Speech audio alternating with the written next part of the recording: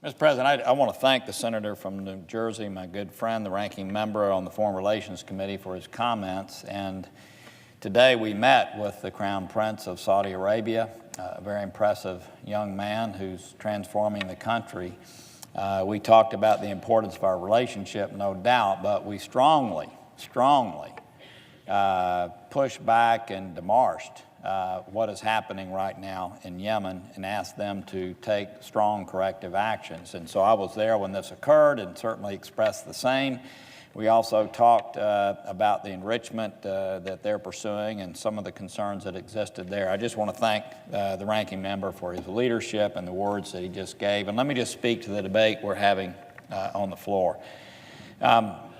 This is a very entrepreneurial move. I don't say that to be pejorative. I know that one of the members is on the Judiciary Committee that is bringing this to the floor, and I can imagine some highly important judicial issue not being debated in the Judiciary Committee, but just being wafted to the floor for a debate. I know that's not the way the Judiciary Committee operates. One of the other members is on the Energy Committee. I can imagine some complex cap-and-trade bill being offered. And instead of it being worked through the committee, or some ethanol bill or some other type of bill, instead of it being worked through the committee, somebody just figures to bring it directly to the floor. And so that's what's happening here today. I certainly don't shy away from this debate. I appreciate the fact that Mitch McConnell understood that very few members of our body, unless they're on the Foreign Relations Committee, Armed Services Committee, or happen to take a particular interest, even know much about what's happening in Yemen. And a lot is happening there. And so I appreciated the briefing that took place last week to give members a sense as to what is occurring there. But the proper way to deal with these issues is to deal with them in committee. You would think maybe there's some Yemen legislation that the committee is holding and not acting on. That's not the case.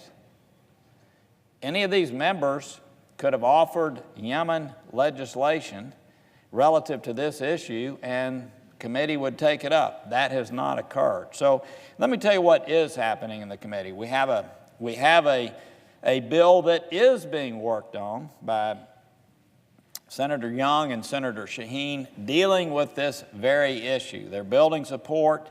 They're working with the administration to make sure their definitions are correct, and they've had numbers of people involved with them.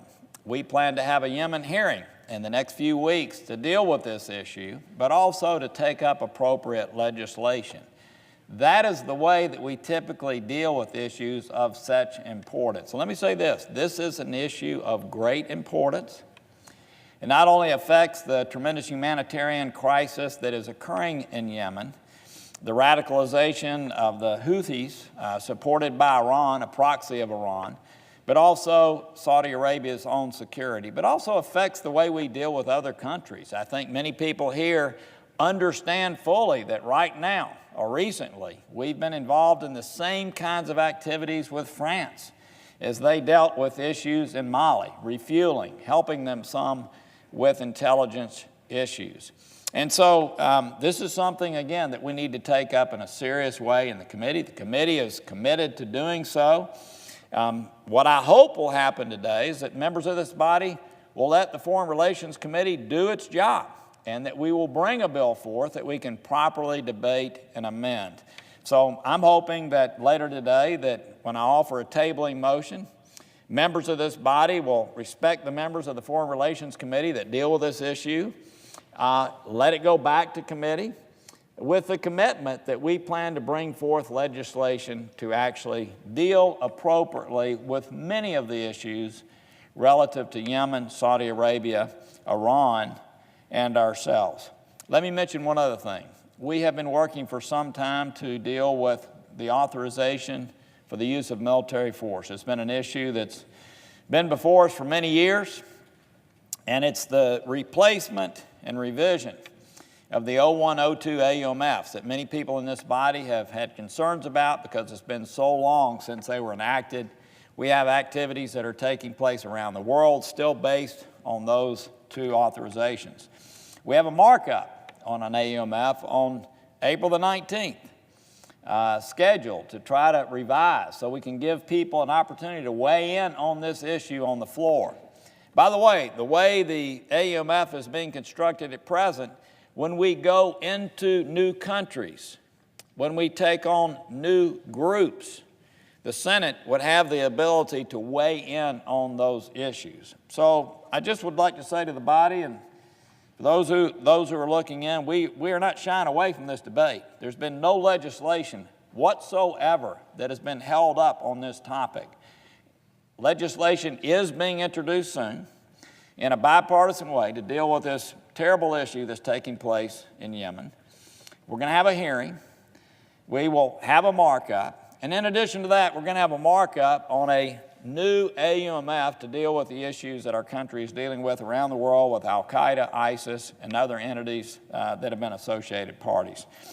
So with that, Mr. President, I just want to let people know that that's kind of the way we deal with things around here.